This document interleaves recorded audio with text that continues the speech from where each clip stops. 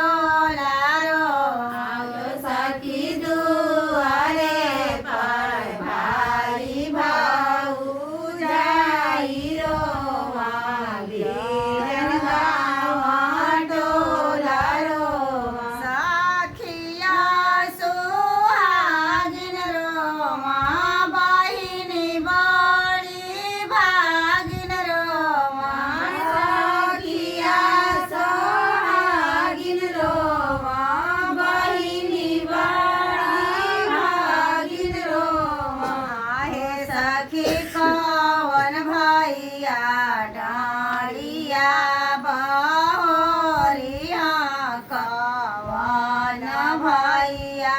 साथ जइहा रे सखी कवन भैया डालिया बहोरिया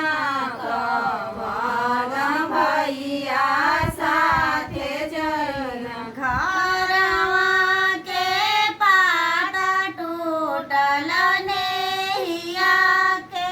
नाता छूटल घरवा के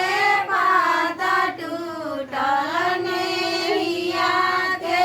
नात छूटल आहे सखी करम भैया डालिया बहोरिया धरम भैया